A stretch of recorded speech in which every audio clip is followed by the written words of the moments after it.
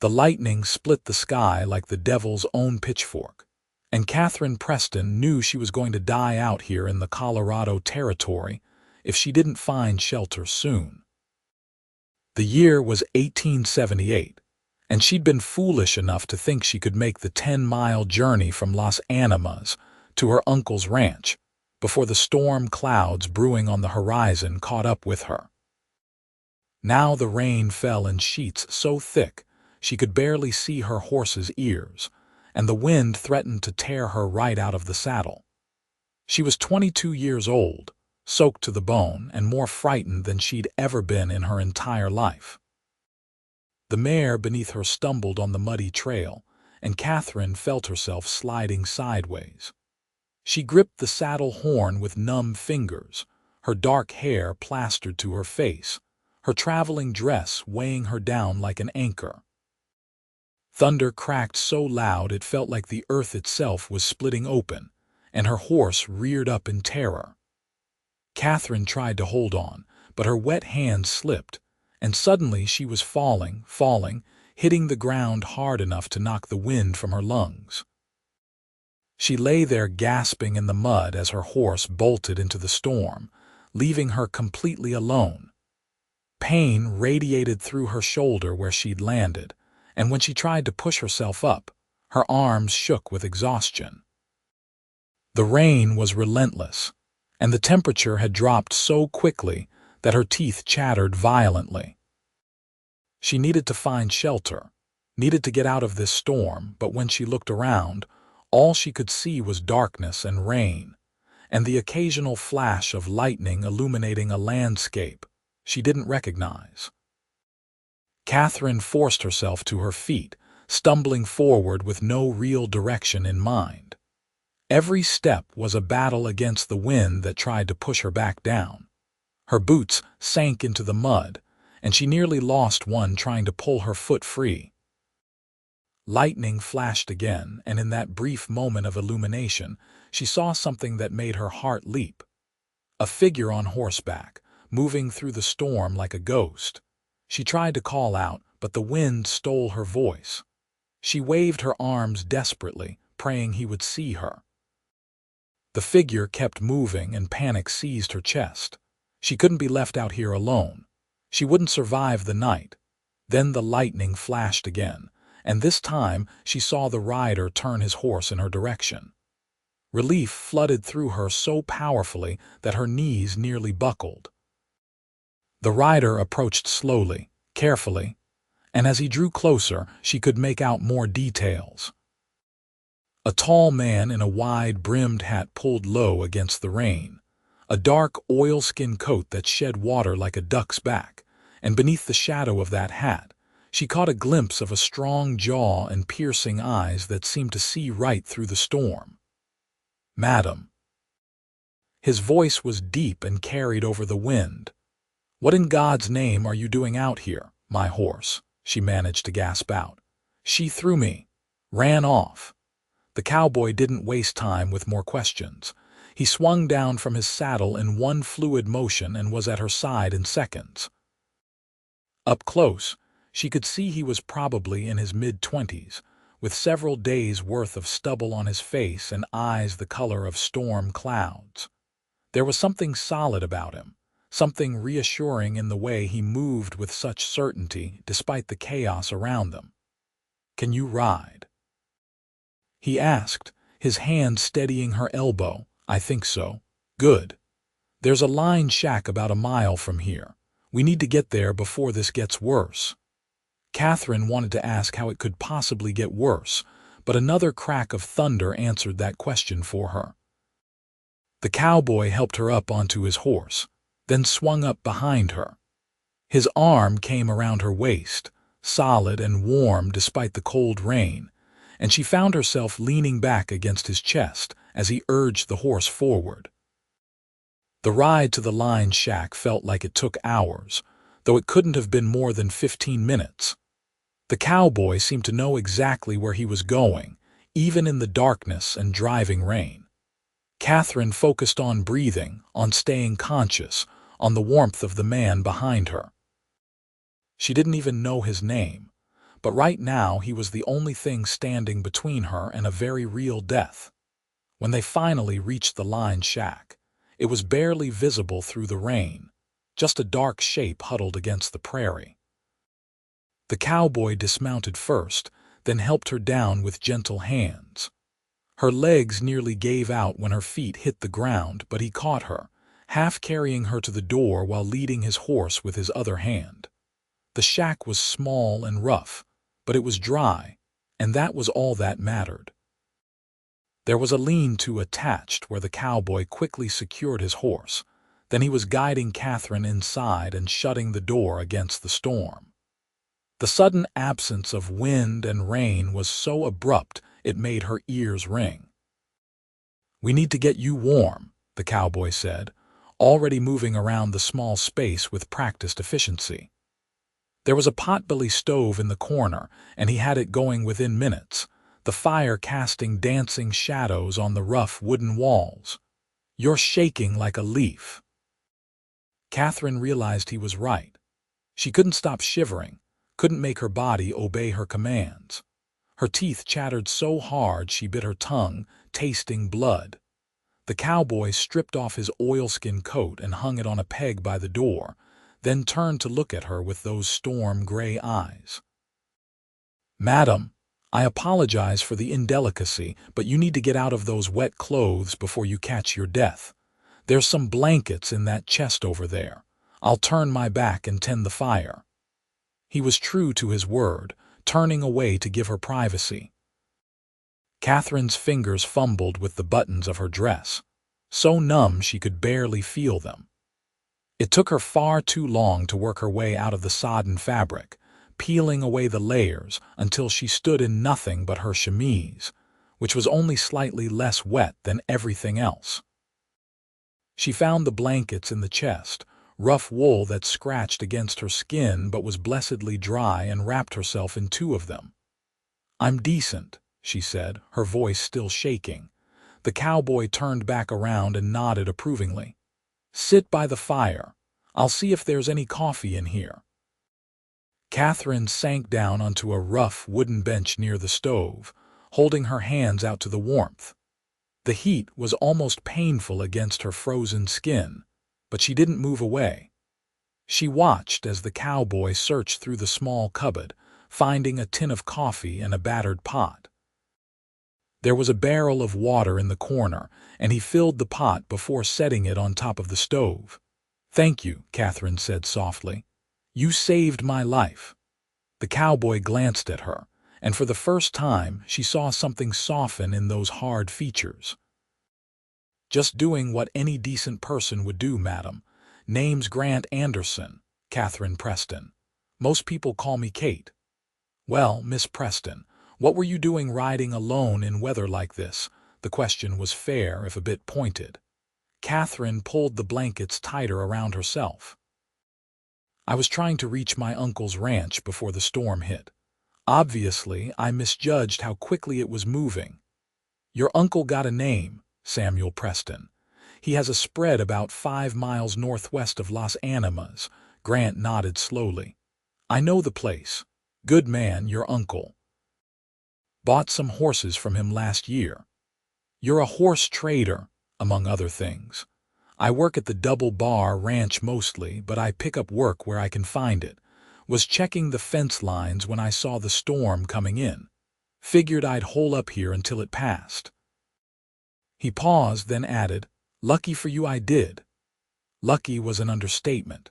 Katherine looked around the small lined shack with new appreciation. It was sparse, just the stove, a bench, a narrow cot against one wall, the cupboard, and the water barrel. But it was shelter, and shelter meant survival.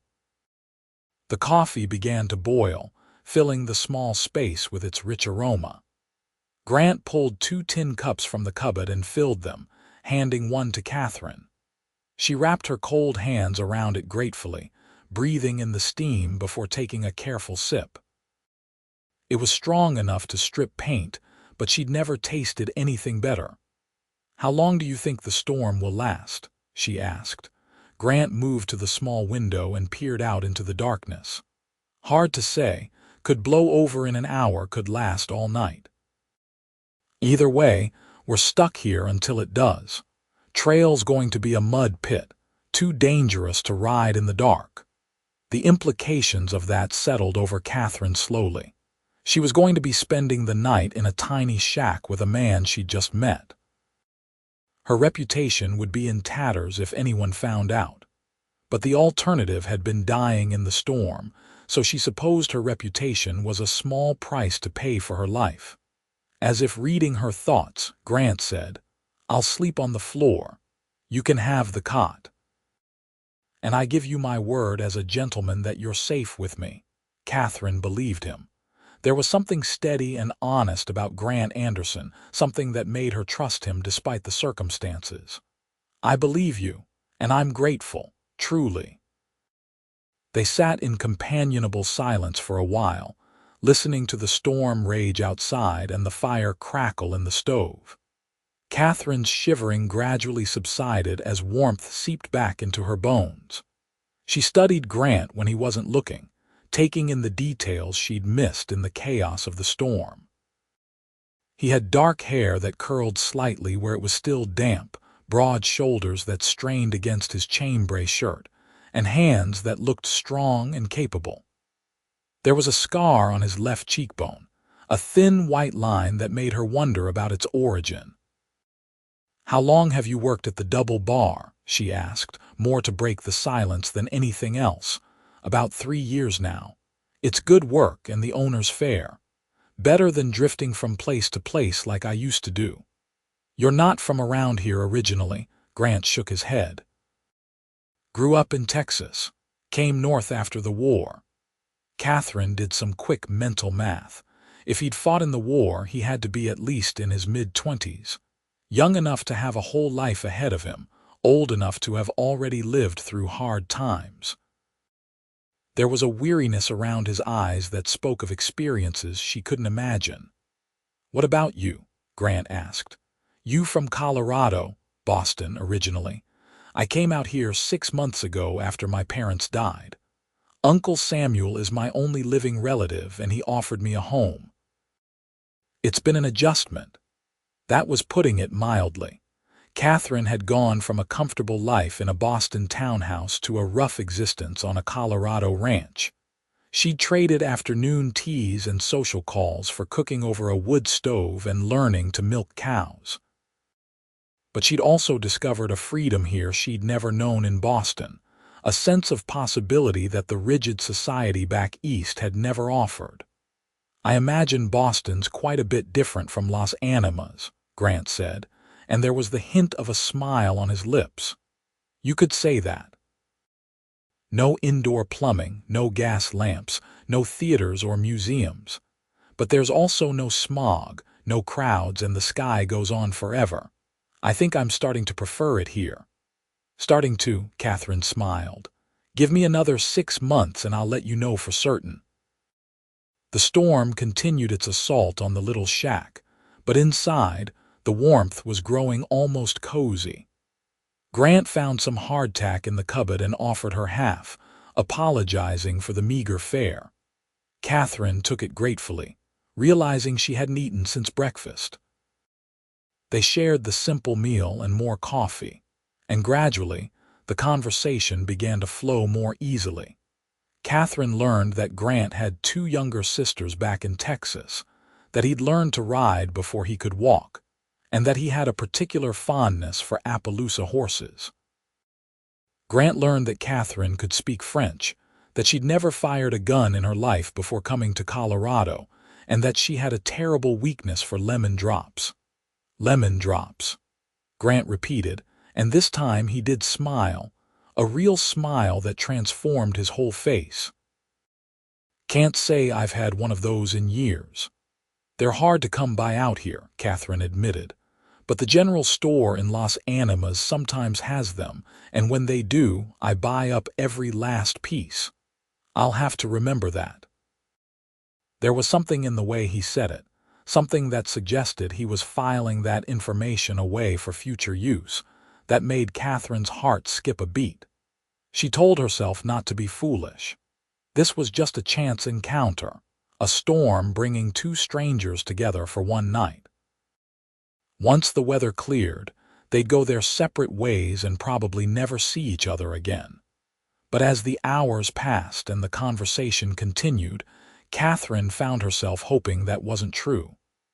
There was something about Grant that drew her in, something beyond his obvious physical appeal. He listened when she spoke, really listened, and he had a dry sense of humor that caught her off guard and made her laugh. When was the last time she'd laughed like this?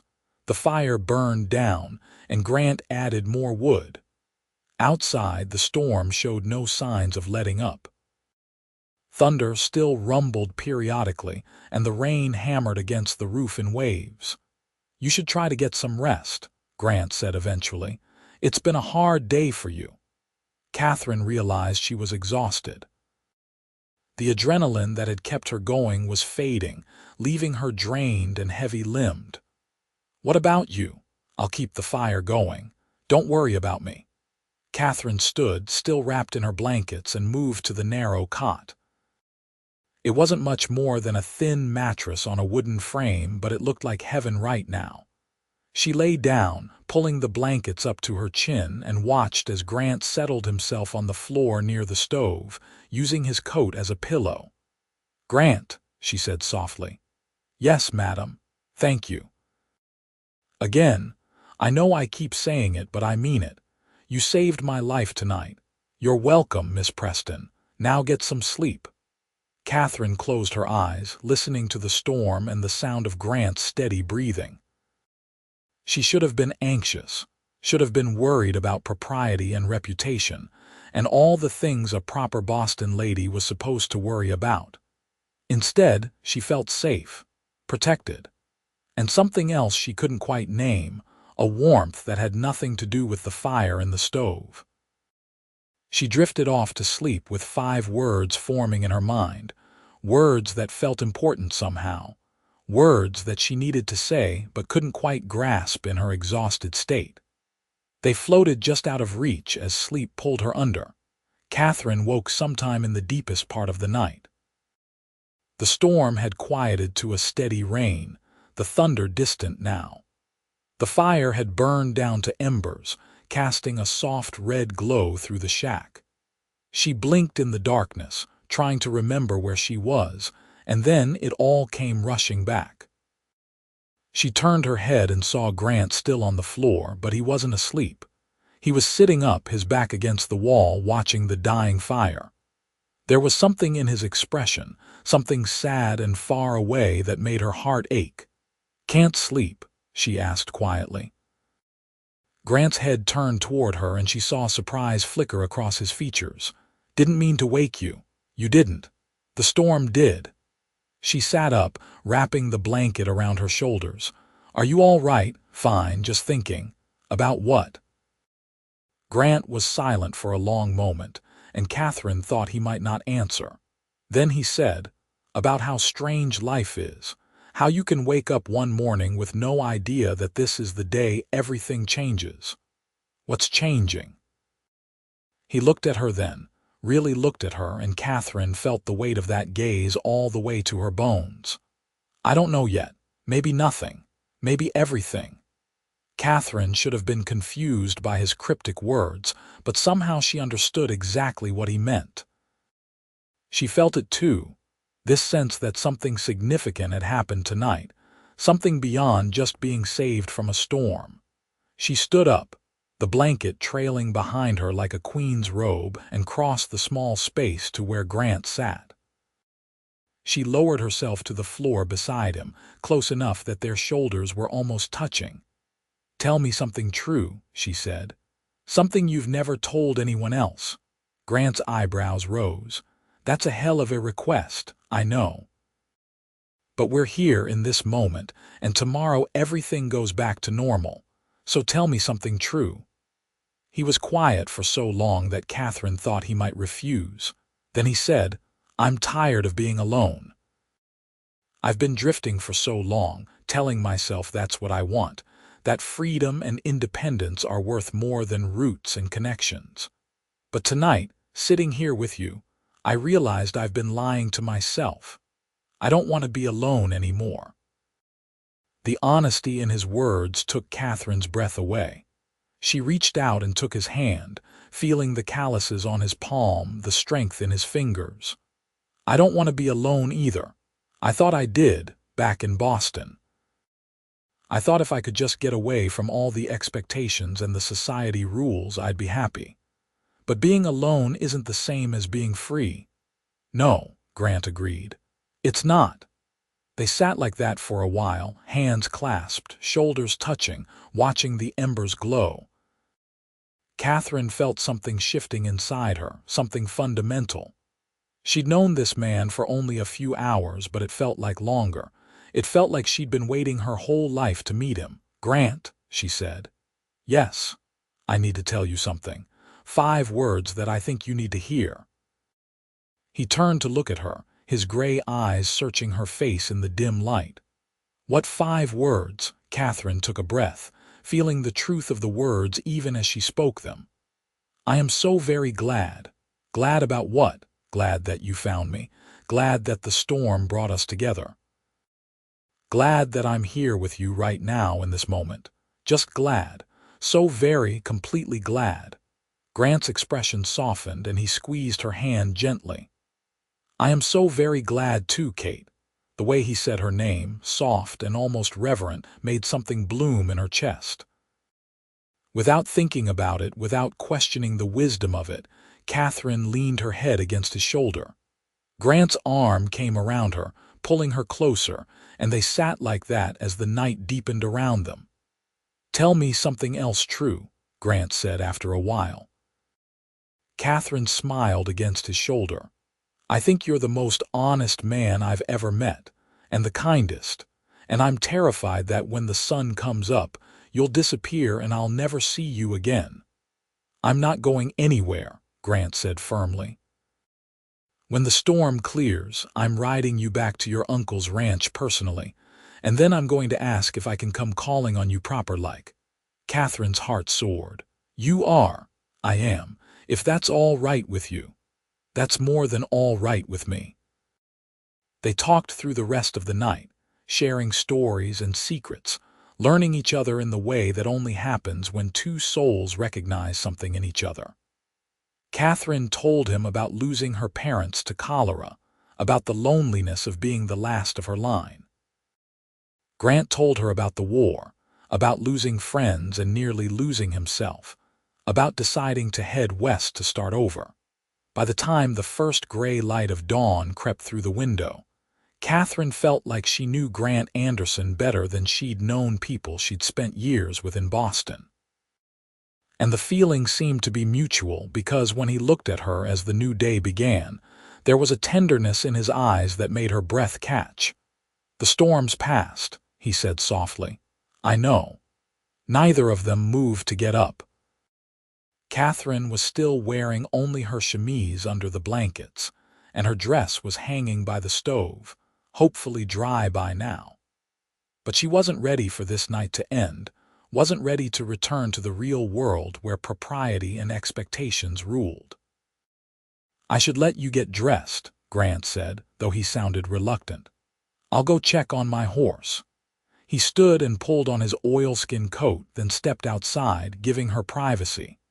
Katherine dressed quickly in her mostly dry clothes, combing her hair as best she could. She looked a mess, she was sure, but there was nothing to be done about it. When Grant came back inside, he had his horse saddled and ready. "We should head out. The sun will be up soon, and I want to get you home before your uncle worries too much."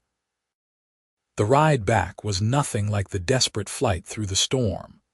The morning was cool and fresh, the air washed clean by the rain. The prairie stretched out around them in shades of green and gold, and the sky was a brilliant blue unmarred by clouds. Katherine sat in front of Grant on his horse, acutely aware of everywhere their bodies touched, of the steady warmth of him at her back. They found her horse about 2 miles from the line shack, peacefully grazing as if she hadn't caused Katherine a night of terror. Grant caught her easily, and Katherine transferred to her own saddle, though part of her mourned the loss of contact. They rode side by side toward her uncle's ranch, and Katherine tried to memorize everything about this morning. The way the sunlight caught in Grant's dark hair, the easy way he sat his horse, the sound of his voice when he pointed out a hawk circling overhead. She wanted to hold on to all of it, to keep it close in case this turned out to be nothing more than a beautiful dream. Her uncle's ranch came into view just as the sun cleared the horizon. It was a modest spread, a simple house and barn with a corral and a few outbuildings. Katherine saw her uncle step out onto the porch, shading his eyes against the morning light, and she braced herself for his worry and anger. Samuel Preston was a big man in his 50s, with a weathered face and kind eyes. Those eyes went wide when he saw Katherine riding up with a strange man, and he hurried down from the porch to meet them. "Kate, thank God. I was about to organize a search party. When your horse came back without you last night, I feared the worst. I'm sorry, Uncle Samuel. I got caught in the storm, and I would have been in serious trouble if Mr. Anderson hadn't found me." Katherine dismounted, and Grant did the same. He took me to a line shack to wait out the weather. Samuel's eyes went from Katherine to Grant and back again, and Katherine could see him putting the pieces together. She felt her cheeks heat, knowing what he must be thinking. But before she could say anything to defend herself, Grant stepped forward. "Mr. Preston, my name is Grant Anderson. I work at the Double Bar Ranch. I want you to know that your niece's reputation is intact. I behaved as a gentleman at all times, and I'm prepared to answer any questions you might have about last night." Samuel studied Grant for a long moment, and Katherine held her breath. Then her uncle extended his hand. "I remember you. You bought those 2 Appaloosas from me last year. You were fair and honest in your dealing. I appreciate you looking after my niece." Grant shook his hand firmly. "Sir, I'd like your permission to come calling on Miss Preston if she's agreeable." Katherine's heart leaped. He'd said he would ask, but hearing him actually do it made it real. Samuel's eyebrows rose, and he looked at Katherine. "Kate, is this what you want?" "Yes," Katherine said without hesitation. "Very much so." Her uncle nodded slowly.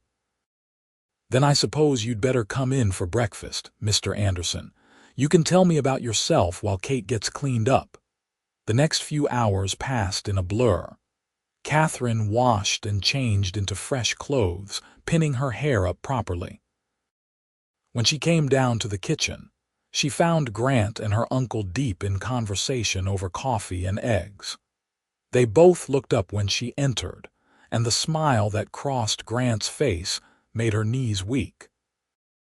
He stayed for breakfast, answering Samuel's questions with the same honest directness Katherine had come to appreciate.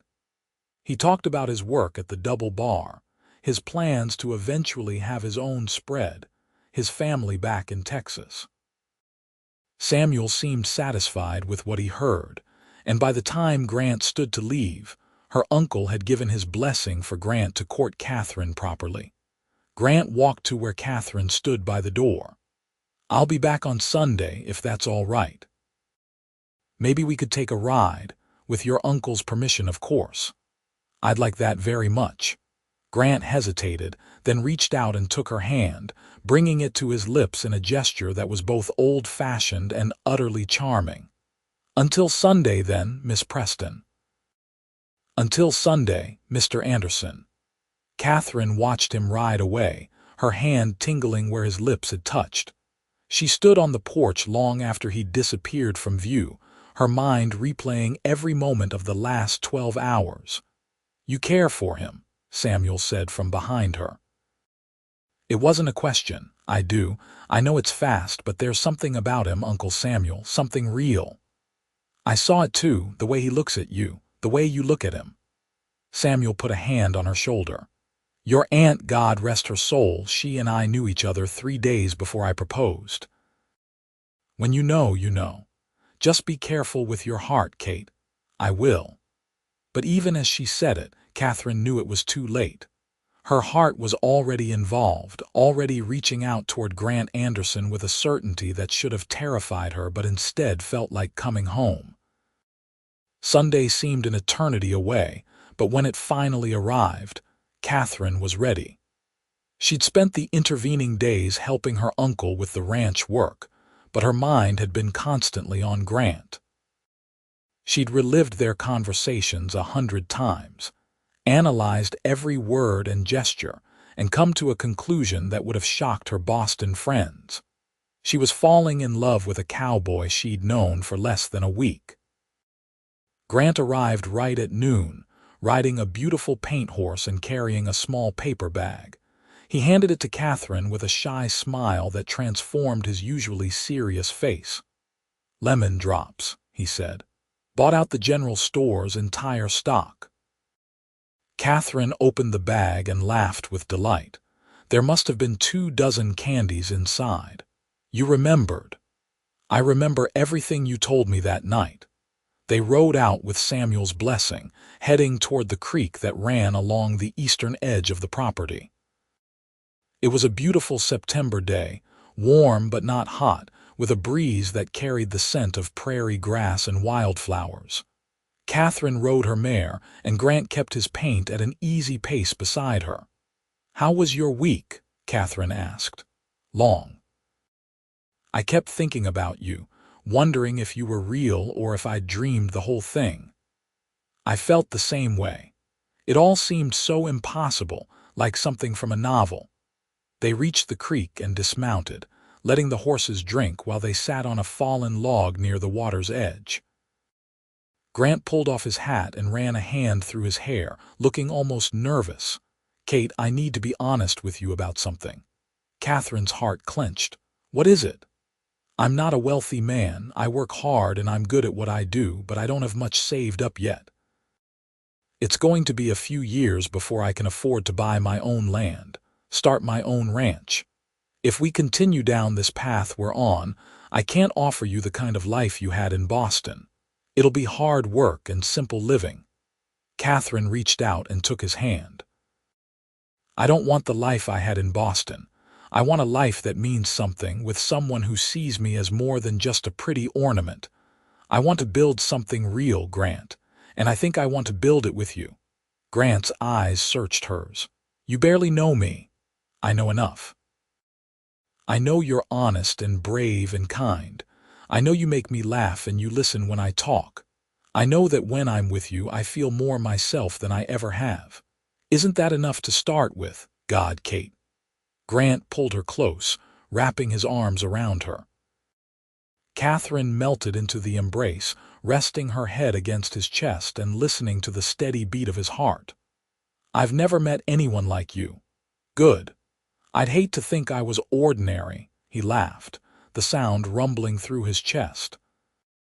They sat like that for a long time, just holding each other, and Katherine felt a peace settle over her that she'd never known before. This was right. This was exactly where she was supposed to be.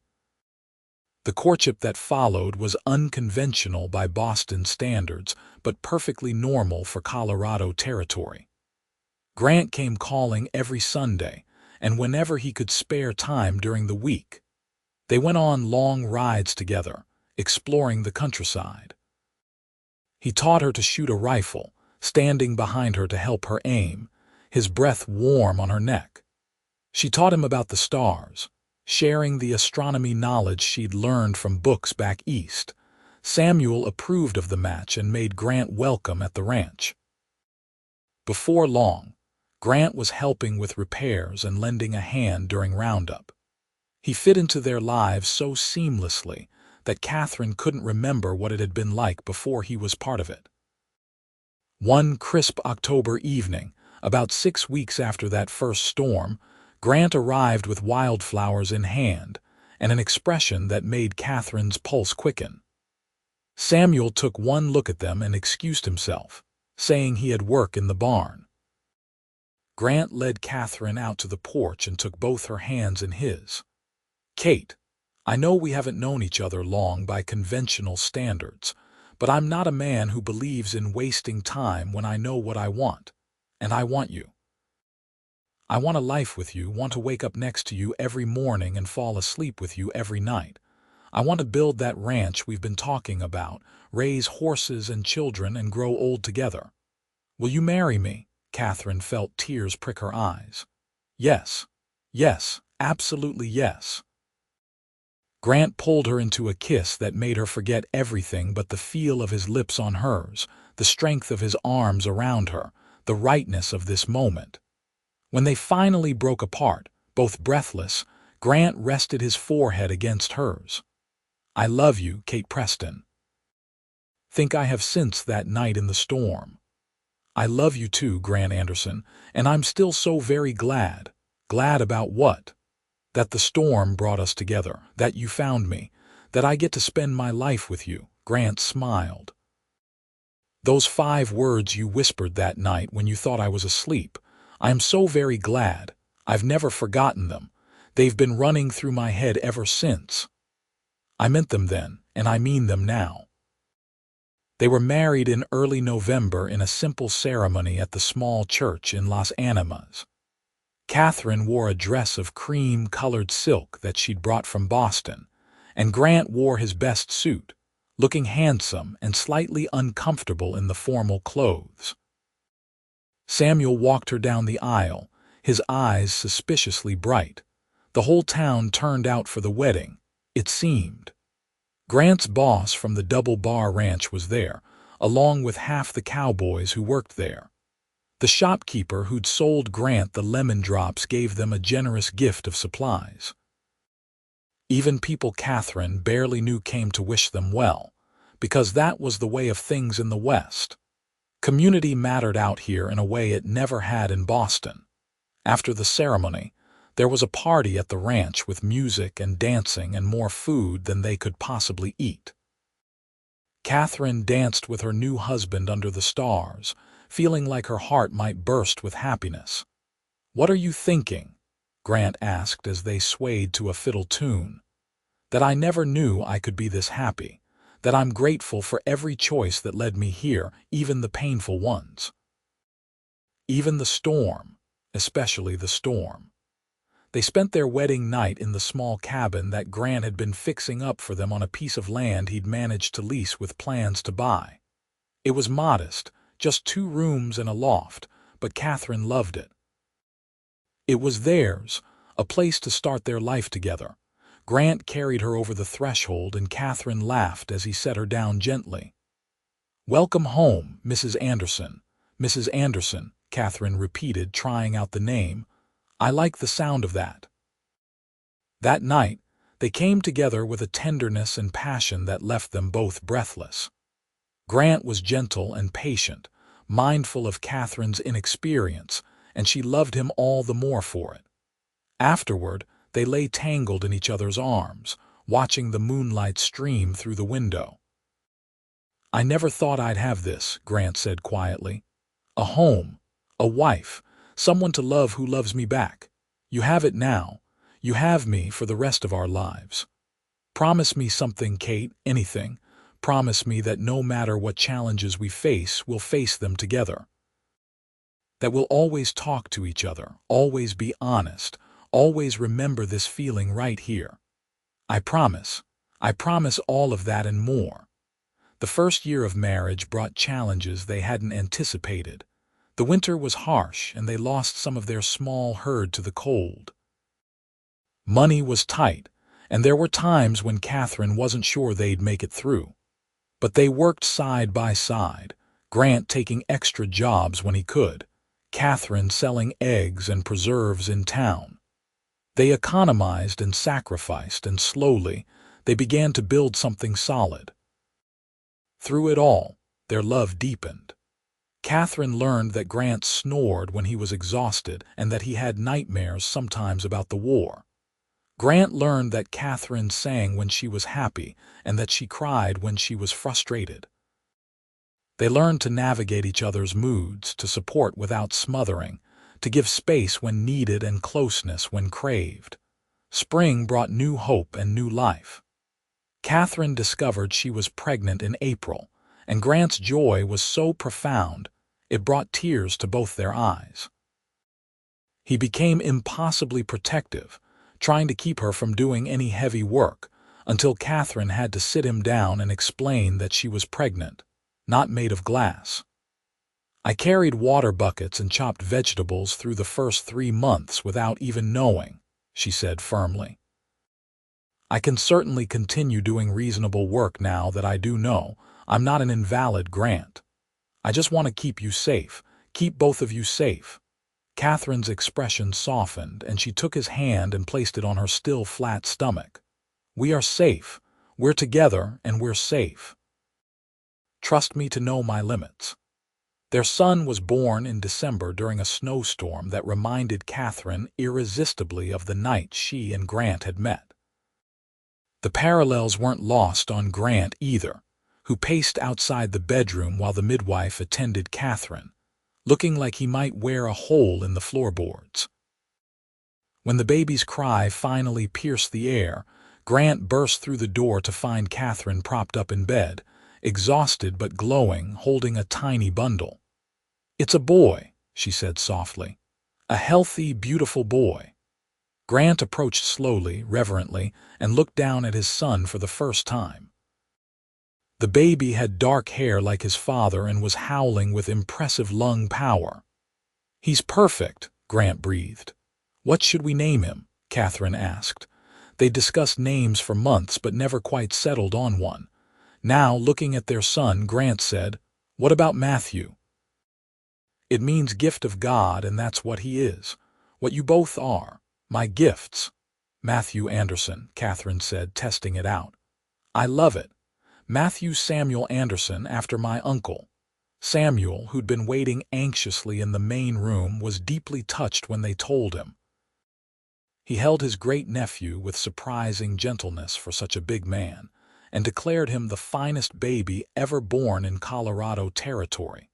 Life with a baby was exhausting and wonderful in equal measure. Katherine had never been so tired or so happy.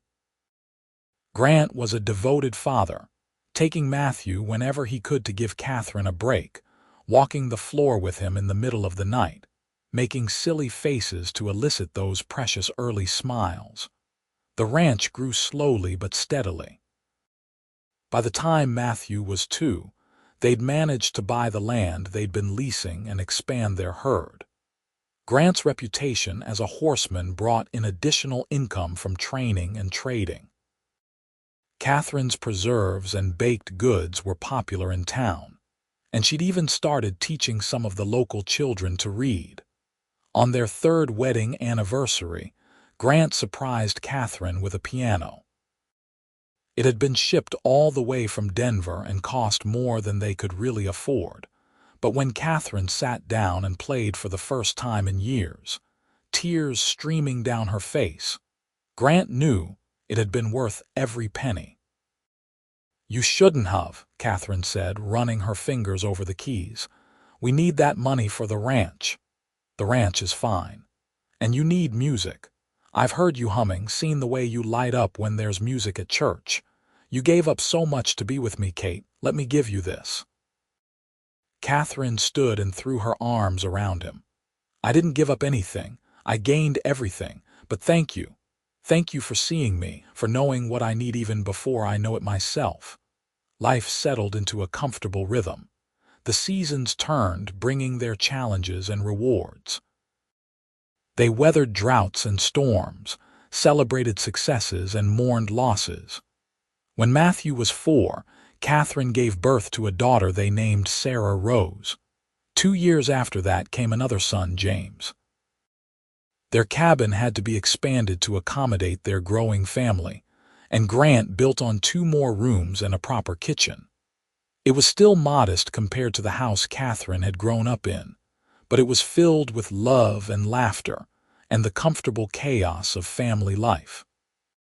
Samuel passed away peacefully in his sleep when Matthew was 7. They buried him on a hill overlooking his ranch, which he'd left to Katherine in his will. The loss hit them hard, but Katherine took comfort in knowing that her uncle had lived to see her happy and settled, had known his great-nieces and great-nephews, had been part of the life she'd built. They merged the two properties, creating a larger, more prosperous ranch. Grant hired a few hands to help manage the increased workload, and Katherine found herself running a household that sometimes felt like its own small community. Through it all, they made time for each other. Once a month, they'd have one of the ranch hands watch the children and ride out to the old line shack where they'd spent that first night together. It had become their special place, somewhere they could remember where they'd started and reconnect away from the demands of daily life. "Do you ever regret it?" Grant asked one evening as they sat outside the shack watching the sunset. "Giving up Boston, marrying a cowboy, all of this?" Katherine looked at him in genuine surprise. "Never, not for a single second. Why would you even ask that? I see how hard you work. I know this isn't the life you were raised for. Sometimes I worry that you might wake up one day and resent me for it." Katherine took his hand and squeezed it. "Grant Anderson, listen to me. That life in Boston, I was slowly suffocating there. I was playing a role, being who everyone expected me to be, and I was miserable. Here, I'm fully alive. I'm myself. Yes, the work is hard, but it's meaningful. This life we've built together, our children, our home, all of it means something. I wouldn't trade it for anything." "I love you so damn much," Grant said, pulling her close. "I love you too, and I'm still so very glad." Grant smiled against her hair. "Those 5 words again. They're still true, they'll always be true." The years continued to pass, bringing both joy and sorrow. They lost a 4th child to fever when he was just 6 months old, and the grief nearly broke them both.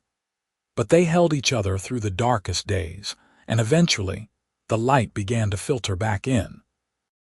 They had 3 more children after that, 2 girls and a boy, and each one was cherished and loved.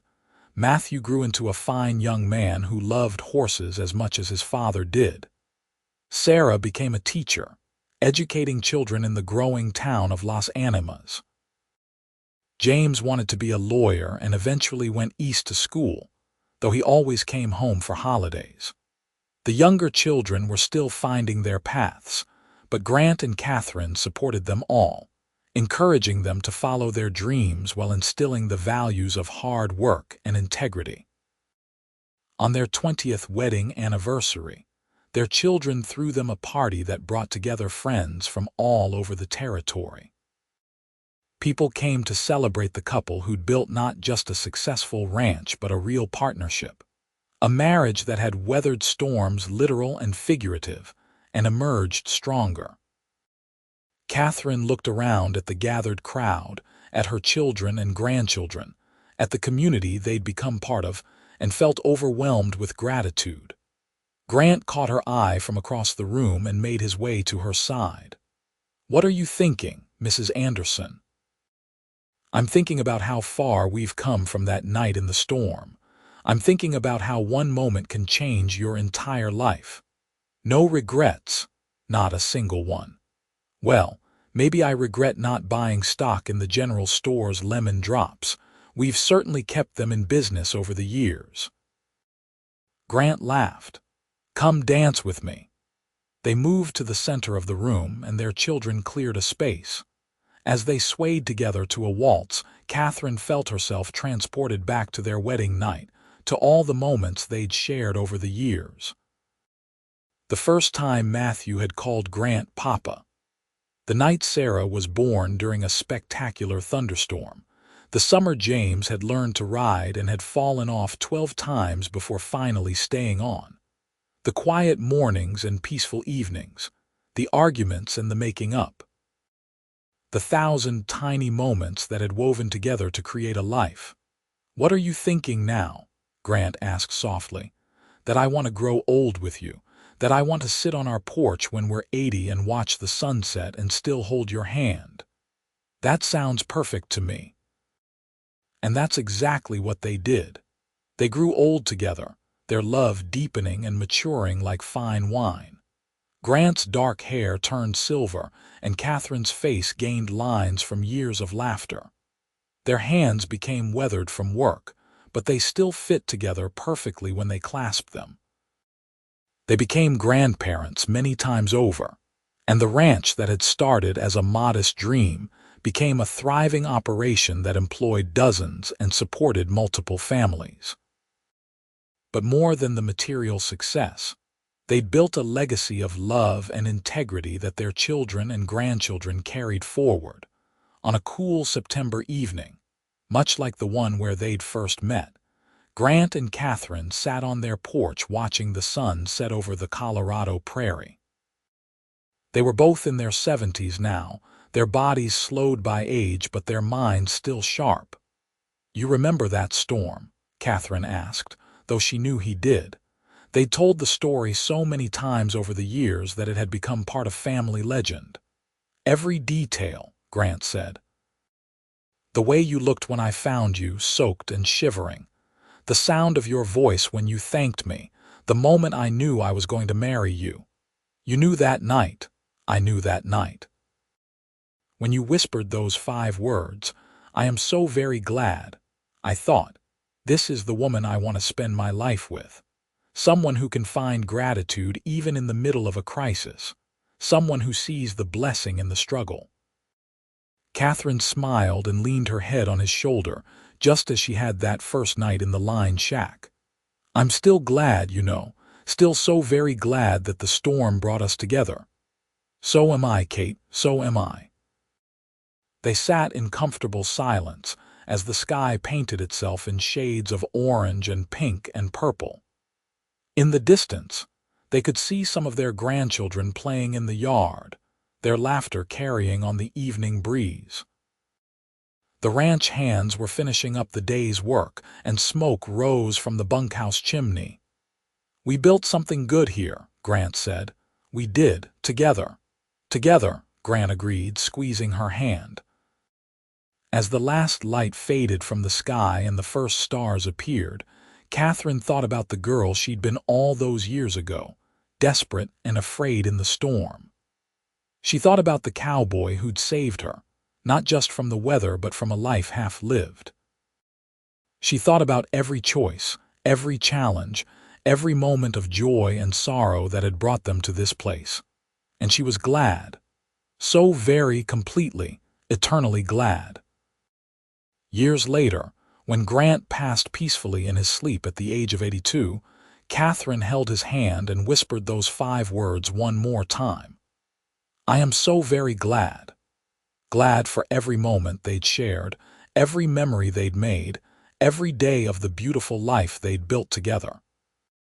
She followed him 2 years later, surrounded by children and grandchildren and great-grandchildren. Her last words were a smile and a whispered, "I'm coming, Grant. Wait for me." They were buried side by side on a hill overlooking the ranch, their headstones simple but meaningful. Grant's read, "Beloved husband, father, and grandfather, he saved more than lives." Katherine's read, "Beloved wife, mother, and grandmother, she was so very glad." And on quiet evenings, when the wind blew across the Colorado prairie, some of their descendants swore they could hear the echo of laughter and the soft murmur of voices speaking of love and gratitude, and the storm that had brought 2 souls together. The ranch continued through the generations, each one adding their own chapter to the story, while honoring the foundation that Grant and Katherine had built. The old line shack was preserved and became a favorite spot for courting couples in the family, a place where love stories began and were renewed. Matthew, their eldest, took over the ranch operations and ran them with the same integrity his father had shown. He married a schoolteacher from Las Animas and had 5 children of his own. On his 50th wedding anniversary, he told his gathered family the story of his parents' meeting, of the storm and the 5 words and the love that had lasted a lifetime. "My father once told me," Matthew said, his voice thick with emotion, "that the best things in life often come from the worst circumstances. That storm could have killed my mother, but instead, it brought my parents together. It taught me that we can't control what happens to us, but we can control how we respond. We can choose gratitude. We can choose love. We can choose to be glad, even in the midst of the storm. His words became a family motto of sorts, passed down through the generations. When times were tough, when the droughts came, or the cattle prices fell, or personal tragedies struck, the Andersons remembered to be glad. Glad for what they had, glad for each other, glad for the legacy of love that had started with a cowboy and a storm and 5 simple words. The piano that Grant had bought for Katherine was carefully maintained and became a treasured family heirloom. Each generation learned to play on it, and its music filled the ranch house with joy.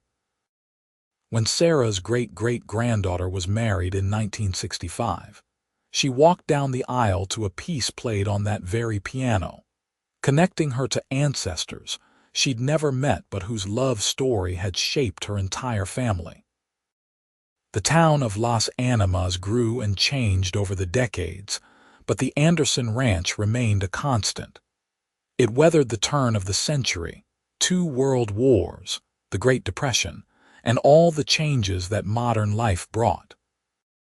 Through it all, the values that Grant and Katherine had instilled remained: hard work, honesty, integrity, and above all, love.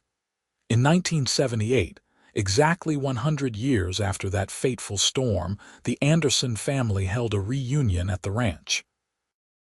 Descendants came from all over the country, some who'd left Colorado but who still considered the ranch home. They gathered on that same porch where Grant and Katherine had sat so many evenings, and they shared stories and memories. The current patriarch, Katherine's great-grandson, stood to address the crowd. 100 years ago, he said, my great-great-grandmother was caught in a storm. A cowboy saved her life, and from that one moment all of this came to be. Every person here exists because of the love between Grant and Katherine Anderson. We honor their memory not just by telling their story, but by living the values they exemplified.